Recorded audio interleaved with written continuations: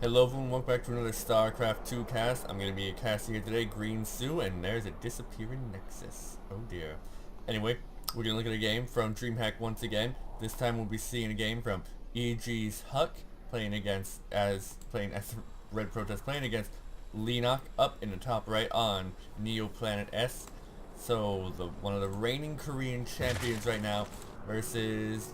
well, he's a pretty good foreigner. HuK is pretty much one of the top foreigners around right now. He does very well for himself. He was a lot better a while back. He has sort of fallen off in my opinion. He's not as good as he was. He's not doing as well as he has been. But he is still a very respectable player, and his prowess against Koreans is still very much to be respected. Meanwhile, EG.HuK is Korean, and that's all we really have to say about him. I mean, he's just good. He did very well for himself in the past couple tournaments. I believe right now he is in the top of the WCS right now in his own region. So he's doing very well for himself, so we do see a lot out of him. Also, you know, trying out new observer menu. It's nice. I like how I don't have everything taken up. It was a little odd starting out. I mean, I got it all sorted together in the end, so hey, it did all manage just to work out.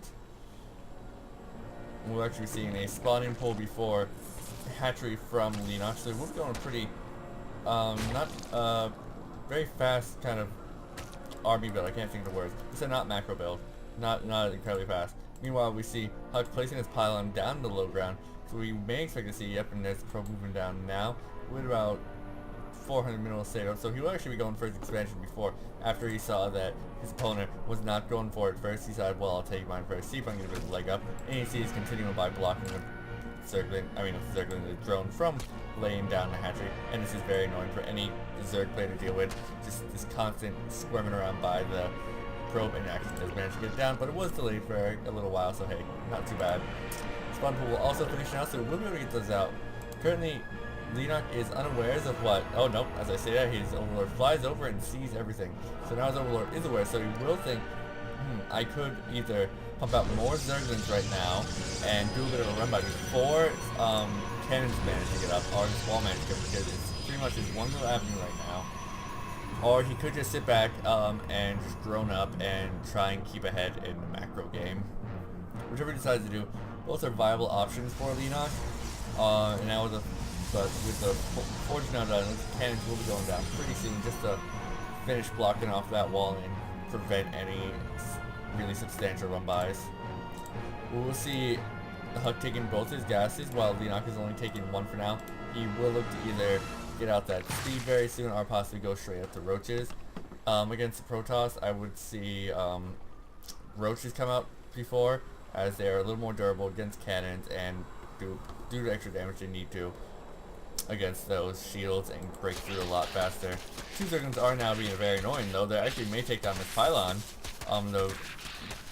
The cannon is not going to finish right now. He will place down two more of those granite stones, but that is just fairly annoying for HuK. Fuck that deal. Throw on two additional pylons you may not want to. Now his other down, one goes down, so that's not even a full supply of a Zergling right there. That's just, if you only had this Zergling left, your supply would read 0. So yeah, that's something to look at. That is the food count. Food count looks a little wonky right now, so kind of hard to keep exactly track of what's happening, but it's not too bad. It's actually now a full wall up here. The only way to get into base now is go all the way around here. Now actually we see speed going down. So looks like he will be going for some more early aggression, get some more Zerglings out possibly. He's currently just focusing on that spreading of creep though. Overlord that. I thought it was a drone for a second. Got excited to see an early third base. Would have been a little to see him go for speed and a third base, but hey. But yeah, this is now a wall that you can only get around if you go all the way around here.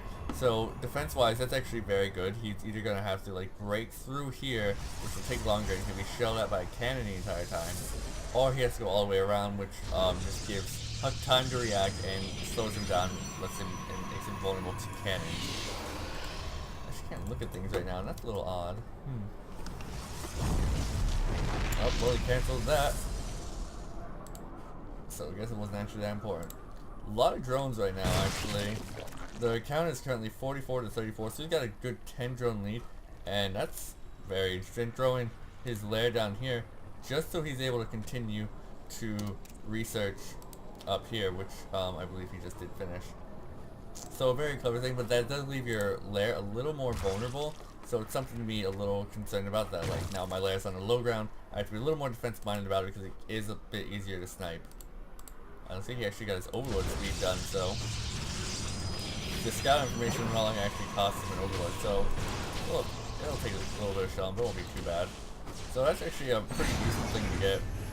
And once the core is now finished, the overlord will see the double gas also go down, so he will understand what his opponent's going for. He sees, can assume for the upgrades going down.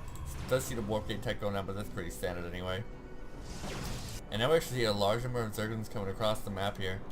A total of 11 right now for EG.HuK, so this could actually do some damage. They are speed lanes, and it's actually, well, with the sentry down, can be very easily taken care of. It just like will depend on how fast the reaction time is and how well you control it. Also with the Zealot there, you can just pretty much for a long time just hack away at those Zerglings. Electrical flies around, sees the third base going down from EG.HuK, and will just be pesky and annoying with its little poke beam. It won't actually be too terrible. Zerglings actually pull back for now, and it's much will pull back because much poor versus queen. I gave that to a queen every day of the week, sometimes the 8th day. And now we're actually getting to the fun part of the game where proxy pylon goes down near the third base of EG.HuK. You will be able to start warping things in down here. Warp gate is finished, and he actually thrown down an extra 4 gateways in his backer's base. The overlords will not be seeing that, I don't think. And I seem to have lost control. It happens. No, I don't believe the overlords have seen that. So all these extra gateways will be very helpful. And right now these Hydras being backed up by just Zerglings, it will be a little hard to make them work, especially against a very heavy gateway army, where the Zealots over there are right now. The Zealots moving up into the third base. We'll be able to just get right in their face and just carve them up. Hydras are not the most durable of things, so it actually will be very hard to make these work until you can get out some more durable things like roaches. Hydras are now out, though the drones are being pulled back. Time bomb goes down right on the very center of the opposing forces, and a bunch of core will actually go down. The time bomb will persist just for now. These Zerglings will actually be able to manage to clean up the Zealots for now. We'll push him back just by sheer force in numbers. And there goes the macro hatch, which he will need to be able to produce at a much higher rate. He's actually going to look for that pylon and he will find it. So, good forceman there. Actually, a lot of sentries now in the mix as well, so that actually make it very hard. Well, that's a lot of sentries now, so it'd be very hard for EG.HuK to actually engage this army directly, especially with all the Zealots. No Stalkers yet in the mix though, as he is assigned to hold back. He will be just going for those straight Zealots to be able to get in there and slice apart those Zerglings. Well, 1 Stalker is currently. How many Stalkers does he have? Just the 1? Yes, just the 1 Stalker. We'll be trolling around trying to take out what he can, defend what it is he can. Do actually see the Templar Archives will be finishing, so he will be going for the higher tier tech units, the High Templar. There's right now 4 warping in right there by the pylon, I would assume. Yep. The Storm is not researched, so he will actually just warp them straight into Archons, and these are what's actually going to be do a lot of good splash damage to this army. It will be very hard to break up into this third ramp now because their rocks have not been taken out. This is a very small choke point that EG.HuK really wants to engage at. So I find this is not actually the place he will want to engage. He may actually feel better about swinging back around. It will be very hard to with the creep regardless. They are now starting to go up. Force is going down. Archons back. This one in the back is just completely pulled off, not able to do anything. The shields were depleted on that one too. And oh, those Hydras get it, and they do actually manage to get it. It's actually a very good win. Pretty much no damage was done from EG.HuK, just the forces were wasted, and the Archon was taken out for basically nothing. So very good hits very good defense from EG.HuK, excuse me. And now EG.HuK will be moving down onto the low ground, over into the creep set. So EG.HuK will know, and he will actually be able to move over his army now. There's actually a lot of Hydras, so it actually will be very hard for EG.HuK now to engage here. Trying to go down to Archon, trying to make up there. I like to charge. The charge is coming down. That'll make it a lot easier to be able to deal with this very mobile army of EG.HuK. A couple more going on, catching out a bunch.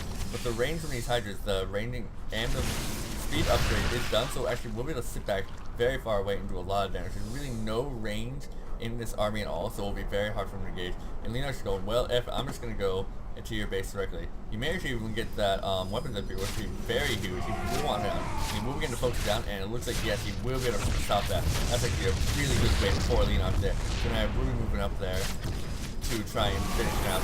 Yeah, actually, good forces in there. We're going to catch a couple out while these and charges done while these elves have to go in one by one, and actually not the best engagement for EG.HuK, not exactly what we want to take, but he will actually be able to clean this up with help of course. It does lose both Archons, but it's not the biggest loss. He did manage to pull for now. Did lose his upgrade though, that is not good at all.